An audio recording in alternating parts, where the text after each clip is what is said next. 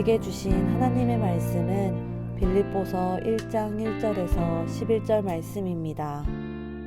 그리스도 예수의 종 바울 디모데는 그리스도 예수 안에서 빌립보에 사는 모든 성도와 또한 감독들과 집사들에게 편지하노니, 하나님 우리 아버지와 주 예수 그리스도로부터 은혜와 평강이 너희에게 있을지어다.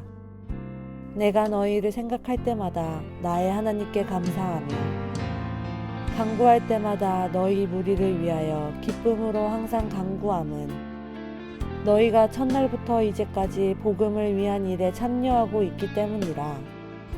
너희 안에서 착한 일을 시작하시니가 그리스도 예수의 날까지 이루실 줄을 우리는 확신하노라. 내가 너희 무리를 위하여 이와 같이 생각하는 것이 마땅하니 이는 너희가 내 마음에 있음이며 나의 매임과 복음을 변명함과 확정함에 너희가 다 나와 함께 은혜에 참여한 자가 되리라. 내가 예수 그리스도의 심장으로 너희 무리를 얼마나 사모하는지 하나님이 내 증인이시라. 내가 기도하노라.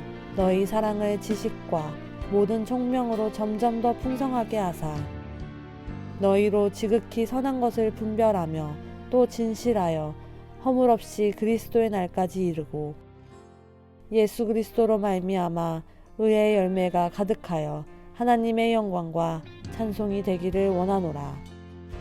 오늘 이 말씀에 많은 은혜 받으시기 바랍니다. 우리가 신앙생활을 할 때 신앙생활을 특별히 더 온전하게 하기를 원하거나 또 아주 깊이 있는 신앙생활을 하기를 원하거나 신앙생활을 잘하기를 원한다면 여러분이 반드시 신앙생활을 하면서 지켜야 할 몇 가지 규칙들이 있습니다. 신앙생활의 규칙, 신앙생활의 원칙, 또 신앙생활의 법칙이라고 우리가 볼 수 있겠습니다. 저희가 갈라디아서를 통해서 갈라디아의 교회는 바울의 서신들 가운데서 특별히 원칙들을 뽑아 보았는데요. 바울의 서신들이 우리에게 주는, 말하자면 초기 교회 공동체를 형성한 교회 안의 규칙들, 또 교회 안에 리더들이 가져야 할 자세들, 교회 안에서 성도들이 지켜야 할 원칙들이 바울의 서신들에 잘 드러나 있습니다. 특별히 목회하는 심정으로, 목회자의 심정으로 또 교회가 좋을 때도 있고 나쁠 때도 있고 또 성도들이 준비가 됐을 때도 있고 준비가 되지 않을 때도 있고 또 말썽을 부리는 사람도 있고 갈등 가운데 있을 때도 있는 아주 다양한 상황 가운데 바울 사도가 아주 탁월한 목회자로서 원칙들을 세웠기 때문에 여러분들이 그 원칙들을 잘 세우시면 교회를 섬기는 전문 목회자로, 성직자로 일하거나 아니면 성도들 중에서 오래 신앙생활을 하고 또 헌신하기를 원하고 또 교회의 택함과 부름을 받아서 어떤 일들을 감당하는 성도로서, 평신도 사역자로서 우리가 일할 때 그런 원칙들이 여러분에게 큰 힘이 될 것입니다. 갈라디아서 6장에서 우리가 본 것은 일종의 농사의 원칙들을 신앙생활에 일종의 접목시킨 그러한 원칙들이었습니다. 첫 번째로 볼 수 있는 원칙은 심은 대로 거둔다 하는 것입니다. 마치 우리가 농사를 질 때 좋은 씨앗을 심으면 좋은 열매를 맺고 우리가 나쁜 씨앗을 심으면 수확할 때 나쁜 열매를 맺는 것처럼 신앙생활도 좋은 씨앗을 심어야 하고 좋은 것으로 심고 좋은 것으로 거둘 수 있다는 것을 우리에게 아주 분명하게 알려줍니다. 갈라디아서 6장 7절을 여러분이 암송하시는 게 좋은데요. 스스로 속이지 마십시오. 하나님은 업신여김을 받지 아니하시는 분이기 때문에 사람이 무엇으로 심든지 그대로 거둘 것입니다. 이것이 바울이 갈라디아 교인들에게 아주 분명하게 강조한 내용입니다. 그렇기 때문에 우리가 신앙생활에 있어서도 좋은 것을 심어야 합니다. 우리가 왜 좋은 교회 공동체를 이토록 세우기 위해서 정말 애쓰고 몸부림칠까요? 교회가 어떤 시스템을 갖고 안정되고 틀을 가지면 그대로 해도 될 텐데 왜 좀 매일, 매주 좀 더 새롭게 우리의 모습을 다듬어가고 신앙의 원칙들을 돌아보고 좀 더 열심을 내려고 노력할까요? 그것은 교회 안에 속한 성도가 많으면 많을수록 그 교회가 그 도시 가운데, 그 사회 가운데, 그 시대 가운데 영향력이 크면 클수록 좋은 것을 심으려는 노력이 반드시 있어야 하기 때문입니다. 그저 작년에 하던 대로, 그저 예전에 하던 대로, 그저 다른 사람이 하는 대로 하면 좋은 것을 심는 것이 아니라 그저 그런 것들을 심게 되어 있습니다. 여러분 스스로가 좋은 씨앗이 되셔야 합니다. 우리가 교회 안에서 임원으로, 교회 안에서 어떤 사역을 맡은 사역팀의 리더로, 또 사역을 섬기는 팀원으로, 또 하나님께 부르심을 받은 목사요, 전도사요, 목회자와 목회자의 가족으로 살아가기 위해서는 좋은 씨앗에 대한 갈망이 있어야 합니다. 하나님, 제가 좋은 씨앗으로 심겨지기를 원합니다. 하나님, 제가 행하는 사역을 통하여, 교회학교의 어린이 사역을 통하여, 소그룹의 성도들을 위한 사역을 통하여, 새가족 사역을 통하여서 좋은 씨앗을 심기를 원합니다. 그런 마음이 없는 것을 성경은 스스로 속이는 자라고 이야기합니다. 여러분, 스스로 속이는 자 되는 것이 나쁜 것입니다. 우리가 신앙생활을 할 때는 스스로 속이는 자가 되지 않아야 합니다. 나 잘하고 있어? 이 정도면 잘하는 거야? 앞으로 더 잘 될 거야? 그런 일은 없습니다. 난 지금 어떤 어려움이 있는가? 내가 뭘 더 잘할 수 있는가? 하나님은 뭘 더 온전한 걸 원하시는가? 하나님이 거룩하신 것처럼 여러분도 거룩하십시오. 하나님은 완전하신 분이니 여러분도 완전하십시오. 토라의 두 기둥, 레이기의 이 두 기둥, 거룩과 완전함은 우리로 하여금 계속해서 성숙하고 성장하게 하는 것입니다. 좋은 것을 거두기 위해서는 또 어떻게 해야 되나요? 두 번째 법칙은 좋은 것을 함께 하는 것입니다. 6절은 이렇게 도전합니다. 가르침을 받는 자는 말씀을 가르치는 자와 모든 좋은 것을 함께 하라. 가르치는 사람은 먼저 깨닫고 말씀을 붙잡고 씨름하는 사람입니다. 내가 말씀을 붙잡고 씨름해서 그곳에서 좋은 것을 얻었으면 그것으로 내가 만족하지 않고 나는 설교자니까, 나는 목회자니까 내가 더 해야지, 이 정도로 만족하지 않고 내가 한 것보다 함께 나누는 성도들이 더 성숙하고 더 온전해지고 더 좋은 그리스도인이 될 수 있도록 모든 좋은 것을 함께 하라는 것입니다. 좋은 것을 심는 것도 중요합니다. 그 좋은 것을 심은 것이 잘 가꾸어지기 위해서는 모든 좋은 것을 함께 해야 합니다. 햇빛도, 바람도, 맑은 공기도, 물도, 영양분도 충분히 좋은 것을 농부가 작물과 씨앗과 식물과 같이 해야 좋은 것이 열리는 것입니다. 여러분, 모든 것을 좋은 것을 함께하는 그런 크리스천 리더로 성장하는 분들이 되시기를 원합니다. 세 번째 법칙은 어떤 것인가요? 낙심하지 않는 것입니다. 농사를 짓는 농부에게는 가장 중요한 덕목이 수확하는 그날까지 낙심하지 않는 것입니다. 비가 오지 않아서 마를 수가 있습니다. 작물이 불에 타는 것처럼 마를 수 있습니다. 그래, 낙심하지 않아야 합니다. 어떻게든 물을 끌어와야 합니다. 하나님이 하늘에서 물을 주시도록 기도하고 간구해야 합니다. 남의 논에 가서 물을 빌려와야 합니다. 남의 웅덩이가 사정을 해야 합니다. 물이 있는 사람이 물을 주지 않으면 물을 줄 때까지 그 앞에서 밤이고 낮이고 앉아 있어야 합니다. 그래야 내 물의 차례가 오는 것입니다. 느헤미야서의 4장, 5장, 6장은 어떤 것인가요? 성벽을 짓는 것을 방해하는 것이었습니다. 어제 새벽까지 우리가 함께 본 느헤미야에서 느헤미야를 방해하는 것들이 내부의 세력도 있고 외부의 세력도 있습니다. 소문으로 방해합니다. 실제적으로 성벽을 지을 수 없다고 방해합니다. 불러내서 평야에서 암살하려고 방해합니다. 이런 것들을 이겨내야 합니다. 여러분, 좋은 일을 하면 여러분이 좋은 일을 한다고 박수 받는 게 아닙니다. 하나님의 일을 하면, 선한 일을 하면 교회 안의 성도들 중에 여러분을 넘어뜨리는 자가 있습니다. 여러분을 음해하는 자가 있습니다. 나쁘게 여러분을 아주 매도하는 사람들이 있습니다. 교회 밖에서 여러분 일하지 못하도록 직장에서, 가정에서 혹은 친구들이 여러분을 방해할 수 있습니다. 그럴 때 여러분의 마음 가운데 낙심하지 말아야 합니다. 아주 분명하게 성경은 도전하죠. 우리가 선을 행하되 낙심하지 말아야 합니다. 포기하지 아니하면 때가 이르면 거두게 될 것입니다. 여러분, 풍성하게 거두는 분들이 되시기를 원합니다.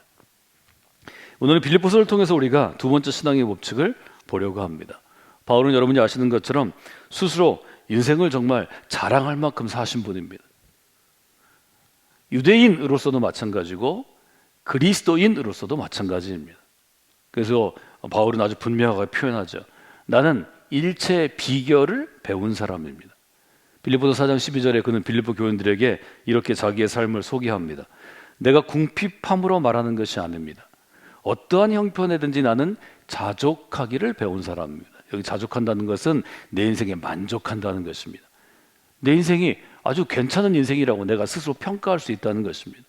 하나님이 내 인생이 괜찮다고 인정해 주신 인생이 될 수 있다는 것입니다. 나는 비천에 처할 줄도 하고 풍부에 처할 줄도 압니다. 나는 배고플 때도 있었고 배 부를 때도 있었습니다. 배부름이나 배고픔이나 풍부나 궁핍해도 처할 줄 아는 일체의 비결을 내가 아는 사람입니다. 얼마나 자신감 있는 고백인가요? 바울은 분명히 얘기합니다. 나는 어떤 상황에도 그리스도인으로 살아갈 수 있는 일체의 비결을 배웠다는 것입니다. 여러분이 성관교회 믿음의 공동체에서 이런 일체의 비결을 배우는 분들이 되시기를 원합니다. 배울 뿐만이 아니라 여러분의 삶에 충분히 나타날 수 있도록 적용하는 분들이 되시기를 주님의 이름으로 부탁을 드립니다. 여러분이 그렇게 돼야 우리 교회를 섬기는 목회자들이나 사역자들이나 장로와 권사와 집사의 직분을 가지고 사역 가운데 어떤 책임을 진 분들이 그런 목표점과 자신감을 가지고 살아야 어린 성도들이, 영적으로 처음 믿은 성도들이 좋은 영향을 받을 수 있습니다.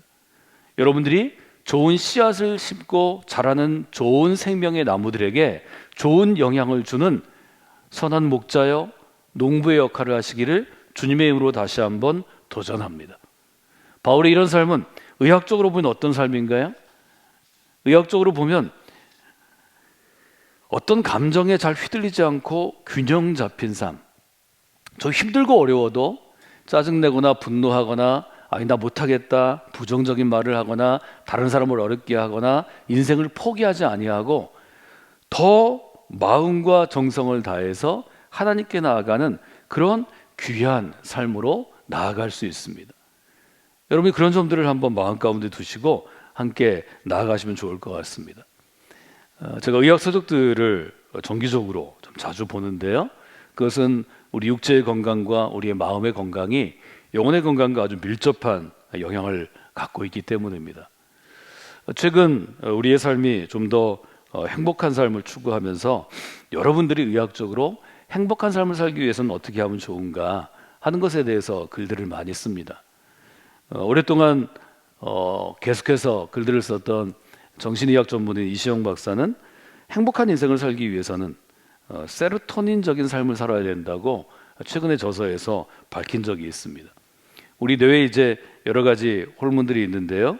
뇌가 극단적으로 흐르지 않고 너무 슬프거나 너무 기쁘거나 너무 우울해 있거나 너무 즐겁거나 너무 무력하거나 너무 흥분하지 않거나 이런 것들을 유지하는 것을 항상성이라고 얘기합니다.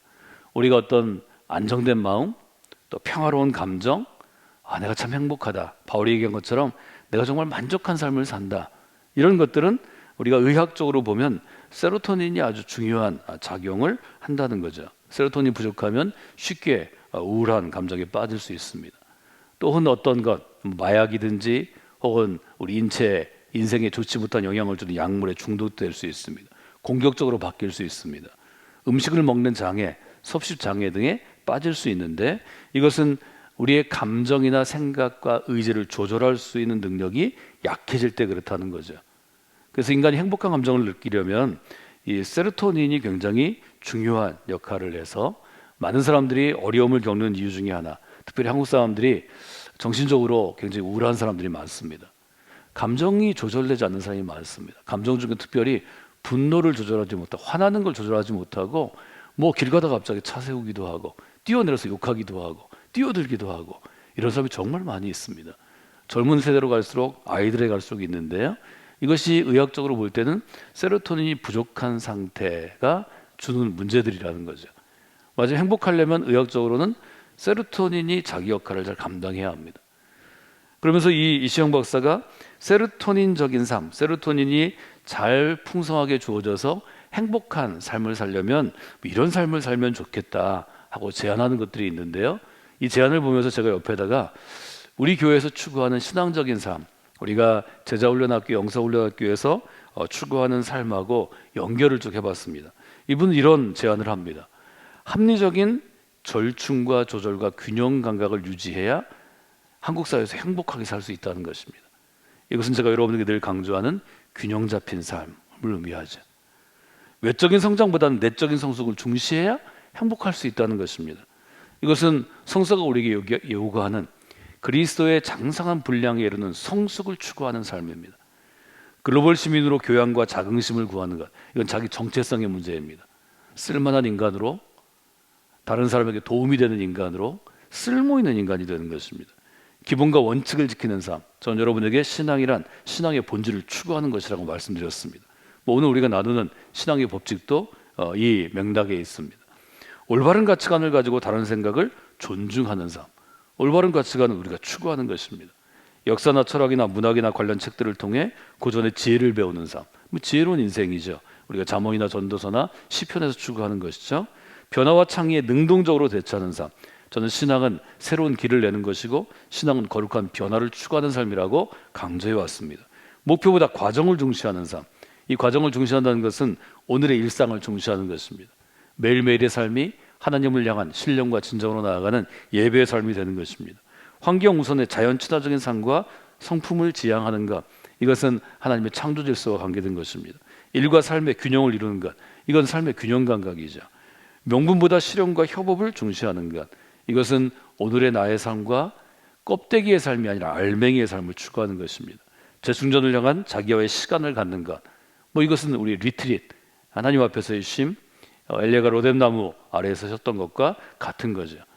그래서 저는 이분의 책, 또 이분의 강의를 들으면서 복 있는 인생을 살기 위해서는 이분이 지금 얘기하는 의학적으로 세로토닌적인 삶과 잘 연결돼 있다, 이런 생각을 다시 한번 해보게 되었습니다. 바꿔 얘기하면 우리 뇌 속에서 세로토닌이 활성화되면 인간적으로 행복한 인생을 살 수 있다고 얘기하는데요, 우리가 신앙생활을 제대로 하면, 성경이 우리에게 요구한 대로 시편 1편이 요구하는 것처럼 복 있는 인생을 살게 되면, 시편 1편이 약속하는 것처럼 선한 목자가 인도하시는 복 있는 인생 가운데 살게 되면 자연적으로 의학적으로는 세로토닌이 활성화된, 잘 작동하는 세로토닌적인 삶을 살 수 있다는 생각을 하게 되었습니다. 왜 그럴까요? 신앙생활이 주는 복이 있습니다. 하나님의 약속입니다. 이 약속을 믿으셔야 합니다. 여러분, 신앙생활 제대로 하면 복 있는 인생을 살 수밖에 없습니다. 여러분이 지금 보이는 인생을 살아가시게 될 것입니다. 성관계 오는 어떤 분들이 의학적으로는 세로토닌의 문제로 인해서 조절되지 않고 항상성이 없고 감정적으로 우리 변화가 있다면, 우리 교회에서 신앙생활을 하시면서 복 있는 인생으로 변화되기를 주님의 이름으로 축원해드립니다. 여러분, 사역팀에 통제 불가능한 사람이 있을 수 있습니다. 감정이 너무 심하고 어떤 때 울었다가 어떤 때 짜증냈다가 어떤 때 너무 좋다가 신앙생활도 그렇게 하는 사람이 있습니다. 여러분, 그분의 영혼을 붙잡고 매일 새벽 기도하십시오. 하나님, 이분이 안정적으로 복 있는 인생을 살기를 원합니다. 여러분의 기도를 통해서 그 인생이 변화되게 될 것입니다. 어떤 것이 복 있는 인생인가요? 빌립보서는 우리에게 복 있는 인생에 대해서 여러 가지를 얘기해 줍니다. 첫 번째로 바울은 그 인생 가운데 신앙생활을 하면서 어떤 놀라운 경험을 했는지를 우리에게 알려줍니다. 빌립보서 1장 3절에 보면 바울은 이렇게 얘기하죠. 내가 여러분을 생각할 때마다 하나님께 감사합니다. 생각할 때마다 감사한다는 것입니다. 내가 간구할 때마다 여러분을 위하여 기쁨으로 간구합니다. 간구할 때마다 기쁨이 있어서 그 기쁨으로 기도하게 된다는 것입니다. 첫날부터 이제까지 복음에서 여러분과 교제하기 때문입니다. 저는 바울이 지금 빌립보서 1장 1절, 2절, 3절, 4절에서 얘기하는 이 인생을 설렘이 있는 인생이다, 이렇게 정의해 봤습니다. 여러분, 우리 신앙생활은 복 있는 인생이 됩니다. 왜냐하면 신앙생활을 제대로 하면 하나님께서 우리에게 주시는 선물이 있는데, 그것은 설렘이라는 좀 감정적인 선물입니다. 설렘은 어떤 것인가요? 설렘은 설레다라고 우리가 동사로 얘기할 수 있는데요, 마음이 가라앉지 않고 들떠 있는 상태입니다. 우리가 쓰는 말 중에 두근두근이라는 말이 있습니다. 심장이 두근두근, 마음이 두근두근, 이것은 마음이 좀 들떠 있는 상태입니다. 여러분, 복 있는 인생을 살려면 마음이 들떠 있는 약간 흥분된 상태가 있어야 합니다. 여러분이 뇌에서 할 때 도파민이라는 여러분들이 호르몬을 기억하시는데요, 도파민이 우리를 아주 두근두근하고 들뜨게 합니다. 의욕을 넘치게 합니다. 두근두근해야 무슨 일을 할 때 열정이 있는 것입니다. 많은 사람들과 일해보면 어떤 분은 늘 만나도 처져 있는 분이 있습니다. 아침이고 점심이고 저녁이고 흥분된 일을 할 때에도 좀 어려울 때도 언제나 처져 있습니다. 팀 전체를 어렵게 합니다. 리더는 스스로 도파민 효과를 좀 내야 합니다. 처져 있는 팀원들을 일으켜 세워야 합니다. 의욕이 없는 사람이 의욕을 불어넣어야 합니다. 이것이 리더로서의 모티베이터, 동기를 부여하는 능력이죠. 지금 바울에게는 어떤 설렘이 있는지를 잘 보셔야 합니다. 마음의 상태가 중요합니다. 여러분, 신앙생활을 할 때 설레이는가를 늘 물어보셔야 합니다. 우리는 언제 설레나요? 감정적으로 보면 여러분 질문하셔야 합니다. 언제 설레는가? 어디 좀 하루 어디라도 좀 놀러 가기 위해서, 여행 가기 위해서 짐을 꾸릴 때 설레는 분들이 있다고 많이 얘기합니다. 친구들을 만나기 위해서 준비하고 나가서 어렵지만 우리가 같이 밥을 먹거나 좀 걷거나 할 때 설레는 사람이 있습니다. 어떤 사람은 서점에 가서 책을 고르러 갈 때 설레는 사람이 있습니다. 어떤 사람은 운동복으로 갈아입고 운동하러 나갈 때 설레는 사람이 있습니다. 어떤 것이든 인생에는 설렘이 있어야 합니다. 그것도 매일매일 있어야 합니다. 이걸 제일 잘 보여주는 게 어린아이들의 삶 같습니다. 아이들을 키울 때 제일 큰 기쁨은 아이들이 부모가 어디 갈 때 아주 좋아하는 것입니다. 부모의 생각은 굉장히 좋은 장소, 또 뭐 어디 외국 여행을 가는 것처럼 예산을 많이 들이는 것처럼 생각하지만 아이들은 부모 손을 잡고 어디를 가든지 아주 좋아합니다. 제가 아파트에서 교회로 오는 길에 이 짧은 길을 다니면서 여러 사람들을 계속 보는데요. 아이들이 부모와 함께 어디 가는 아이들은 너무 설레합니다. 여름이 되면 물놀이하는 워터파크 같은 곳에 가게 되면 아이들이 구명조끼를 입고 아파트에서 나와 있습니다. 그 아이들이 얼굴을 보면 설렘이 가득하죠. 여러분, 그런 것처럼 하나님 앞으로 나아갈 때 우리의 마음에 설렘이 있어야 합니다. 그래서 사실은 토요일 새벽부터 여러분에게 주일 예배에 대해서 제가 강조하는 것은 주일 예배를 준비하는 성도들과 목회자들이, 좀 미리 준비하는 이 수많은 성도들과 목회자들이 예배 가운데 나오는 사람을 만나기 전에 미리 설레임으로 준비해야 합니다. 마음이 설레이면 이 설레임은 다른 사람에게 좋은 영향을 줍니다. 설레임으로 예배를 준비하거나 설레임으로 교회에 나와 있거나 설레임으로 사역을 하면 그 사역에 참석한 사람들이 동시에 영향을 받습니다. 어떤 영향을 받나요? 좋은 영향을 받습니다. 왜냐하면 설레임이 우리에게 주는 것은 힘입니다. 에너지를 줍니다. 저는 여러분이 에너지를 주는 사람이 되시면 좋겠습니다. 어떤 사람들을 만나기만 하면 에너지를 빼앗아 갑니다. 그런 사람은 여러분 되도록 멀리 하시는 게 좋습니다. 그런 사람하고 밥을 먹거나 차를 마시거나 같이 일을 하면 저녁에 들어가서 그 다음날까지 피곤합니다. 에너지를 공급받아야 합니다. 여러분이 그 에너지를 공급하는 사람이 되어야 합니다. 이 에너지는 또 의욕, 우리가 마음에 하고 싶은 것, 의욕도 포함됩니다. 우리 육체적인 에너지와 생활의 에너지뿐만이 아니라 마음과 영적인 에너지를 공급하는 사람이 되어야 합니다. 바울은 어떻게 그 에너지를, 그 아주 지난한 사역, 매일매일 피곤하고 힘들고 어렵고 정말 벅찬 사역들, 그런 사역들을 감당할 때 어떻게 공급받았나요? 3절에 보면 그렇게 생각합니다. 생각할 때마다 내가 마음이 설렙니다. 여러분을 생각할 때마다 제가 마음이 설렙니다. 여러분을 위해 간구할 때마다 마음이 설렙니다. 한 사람 한 사람을 기도할 때마다 이 설레임의 축복, 설레임의 선물을 하나님 주시기를 원합니다. 여러분 교회를 생각할 때마다, 교회를 위해 기도할 때마다 이 설레임이 여러분 마음 가운데 있기를 원합니다. 이 설레임이 있는 인생이 복되고 아름다운 인생입니다. 바울은 빌립보 교인들 한 사람 한 사람을 생각할 때 마음이 설레었고 기쁘다고 얘기합니다. 교인들을 위해 기도할 때 마음이 설레었고 기쁘다고 이야기합니다. 좋은 그리스도인이 되려면 영적인 일에 이런 설렘이 있어야 합니다. 즉 하나님의 일에 설렘이 있어야 합니다. 저는 이것을 여러분들이 좀 하나님께 공급받고, 여러분이 설레이는 마음으로 하나님의 일을 하다가 좀 지쳐 있거나 어떤 문제 때문에 좀 정체되어 있는 분들은 회복하시면 좋겠습니다. 저를 따라서 하실까요? 하나님의 일에 설렘이 있어야 합니다. 특별히 우리 교회를 섬기는 목회자들과 또 성도로서 섬기는 우리 평신도 사역자들은 설렘이 있어야 됩니다. 제일 좋아하는 구절 중에 하나가 좀 빌립보서 1장 6절인데요. 6절은 어떻게 되어 있죠? 너희 속에, 여러분 가운데 착한 일을 시작하신 분이 그리스도 예수의 날까지 이루실 것을 우리가 확신하노라. 만약에 제가 하고 싶은 이 일을 이 교회 공동체를 통해서 한다면 아마 지치고 힘들어서 못할 것입니다. 여러분이 하고 싶은 일을 신앙생활 가운데 하려고 그러면 여러분 오래 하지 못합니다. 우리는 하나님의 일에 부름을 받은 사람들입니다. 우리는 하나님의 일을 하는 것입니다. 하나님의 일은 내가 시작한 것이 아니고, 우리가 시작한 것이 아니고 하나님이 시작하신 것입니다. 그 일은 하나님의 때에 이루게 되는데 우리는 그것을 그리스도 예수의 날이라고 아주 못 박습니다. 주님 다시 오시는 날, 주님 앞에 서는 날까지 하나님께서 이루실 줄을, 하나님께서 그 일을 만들어 가시고 그 일을 진행하시고 그 일 가운데 역사하실 것을 우리는 확신하는 사람들입니다.